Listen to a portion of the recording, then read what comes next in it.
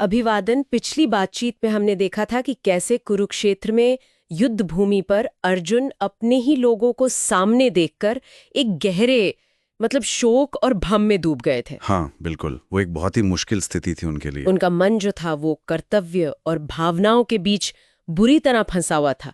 शरीर कांप रहा था और मन तो एकदम व्याकुल था। बिल्कुल, और यहीं से ना ये चर्चा एक नया मोड़ लेती है। हाँ, व्यक्तिगत दुख से हटकर बात कर्तव्य पर आ जाती है। सही कहा। और दिलचस्प बात यह है कि कैसे पहले जो चर्चा जीवन की नश्वरता जैसे बड़े दार्शनिक मुद्दों पर थी, हाँ बिल्कुल, वो अचानक से व्यक्ति के अपने विशिष्ट कर्तव्य स्वधर्म पर केंद्रित हो जाती है। अच्छा, ये एक कोशिश है अर्जुन को उनके भ्रम से बाहर निकालने की, उन्हें उनकी भूमिका, उनकी जिम्मेदारी याद दिलाने की। तो इस हालत में उन्हें आगे क्या रास्ता दिखाया गया, क्या कहा गया? हाँ, तो यहीं पर आते हैं अध्याय 2 के श्लोक 31 और 32। श्लोक कुछ इस तरह है। स्वधर्ममपि चावेक्ष न विकम्पितुमर्हसि धर्म्याद्धि युद्धात् श्रेयोन्यत क्षत्रियस्य न विद्यते। और दूसरा है यदृच्छया चौपपन्नम स्वर्गद्वारम अपावृतम सुखिनः क्षत्रियाः पार्थ लभन्ते युद्धमीदृशम। अच्छा, तो इन श्लोकों का मतलब क्या हुआ सरल शब्दों में? देखिए, पहले श्लोक 2.31 का अर्थ है कि अपने वर्ण धर्म को यानी क्षत्रिय धर्म को देखते हुए भी तुम्हें हिचकना या विचलित नहीं होना चाहिए, क्योंकि एक क्षत्रिय के लिए धर्म के अनुसार होने वाले युद्ध से बढ़कर उससे ज्यादा कल्याणकारी कोई और कर्तव्य है ही नहीं। ओके, यानी युद्ध ही उनका परम कर्तव्य है। हाँ, धर्म के अनुसार युद्ध। और दूसरा श्लोक 2.32 कहता है कि हे पार्थ, ये जो युद्ध का अवसर अपने आप तुम्हारे सामने आया है, ये तो स्वर्ग का खुला हुआ दरवाजा है। स्वर्ग का खुला दरवाजा? हाँ, और इस तरह का युद्ध लड़ने का मौका तो बड़े भाग्यशाली क्षत्रियों को ही मिलता है।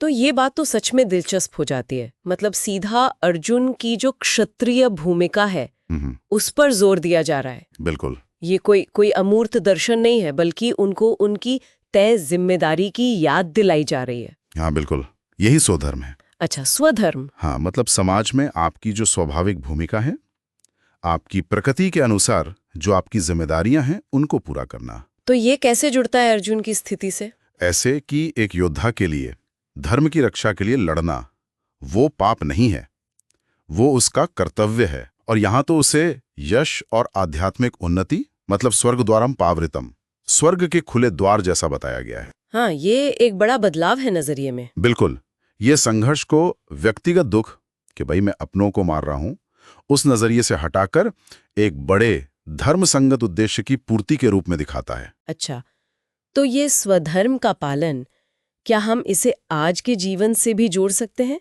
जैसे मान लीजिए कोई छात्र है या कोई अपना काम कर रहा है। हाँ बिल्कुल, जोड़ सकते हैं। देखिए, अगर हम इसे बड़ी तस्वीर में देखें तो अपने स्वधर्म का पालन करना, चाहे वो आज के जमाने में एक छात्र के तौर पर हो या एक प्रोफेशनल के तौर पर या माता पिता के रूप में हो, वो कहीं ना कहीं अनुशासन और समाज में योगदान का ही एक रूप है। और जब ये कर्तव्य बिना किसी आसक्ति के फल की चिंता किए बिना किया जाए, हाँ, अनासक्त भाव से, अनासक्त भाव से, तो यही कर्मयोग आत्मज्ञान और आंतरिक स्थिरता का रास्ता बन सकता है। ये सिर्फ भारी काम नहीं, ये अंदरूनी विकास का भी साधन है। लेकिन एक सवाल मन में आता है, अर्जुन तो इतने गहरे भावनात्मक संकट में थे, अपने प्रियजनों को खोने का डर था।